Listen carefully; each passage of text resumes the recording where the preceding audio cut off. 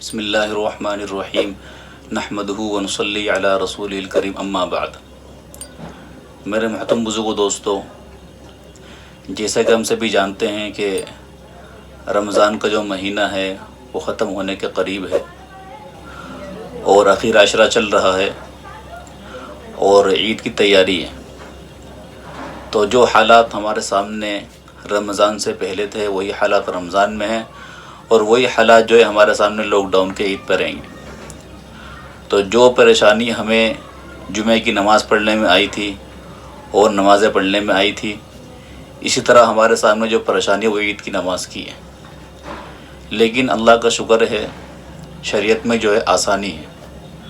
الدین یسر، اللہ کے نبی نے فرمایا دین جو ہے بہت آسان ہے۔ لا یکلف اللہ نفسا الا وسعها، اللہ تعالیٰ نے کسی بھی انسان کو اس عمل کا مکلف نہیں بنایا جو وہ کر نہ سکے۔ تو ہمارے سامنے عید کی نماز کا جو مسئلہ ہے، لیکن الحمدللہ بہت آسان ہے وہ۔ اور وہ مسئلہ یہ ہے کہ جس طرح ہم گھروں پہ رہ کر جمعے کی نماز ادا کر رہے تھے، اسی طرح ہم جو ہے گھروں پہ رہ کر عید کی نماز ادا کریں گے، اور جو شرائط جمعے کی نماز کی ہیں وہی شرائط عید کی نماز کی ہیں۔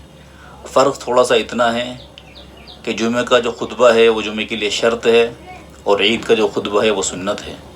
جمعے کا جو خطبہ ہے وہ جمعے کی نماز سے پہلے دیا جاتا ہے، اور عید کا جو خطبہ ہے وہ عید کی نماز کے بعد دیا جاتا ہے۔ ورنہ جو شرائط جمعے کی نماز کے لیے ہیں وہی شرائط جو ہے عید کی نماز کے لیے ہیں۔ اس لیے ہم اس میں ذرا بھی پریشان نہ ہوں، جس طرح ہم جمعے کی نماز ادا کر رہے ہیں اس طرح ہم عید کی نماز ادا کریں۔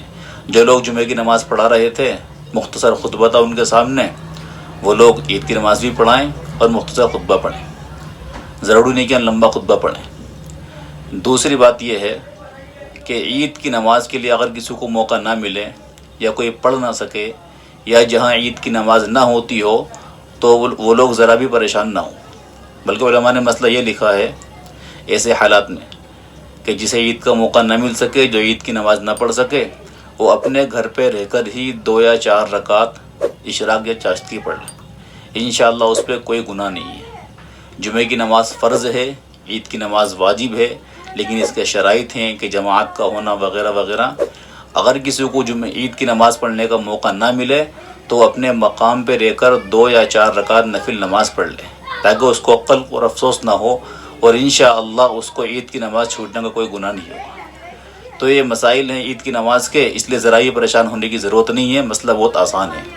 جس طرح ہم گھروں پر جمعے کی نماز پڑھ رہے ہیں اب تک لاک ڈاؤن میں، اور جو شرائط ان کے لیے ہیں، اسی طرح ہم جو ہے عید کے موقع پر عید کی نماز پڑھیں گے، ذرا اس میں پریشان ہونے کی ضرورت نہیں ہے۔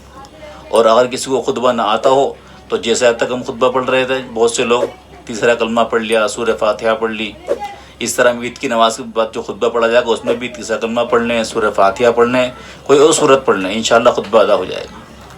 تو یہ مسئلہ آسان ہے۔ اللہ تعالیٰ ہم سب کو ان باتوں پر عمل کرنے کی توفیق عطا فرمائے۔ فقط السلام علیکم ورحمۃ اللہ وبرکاتہ۔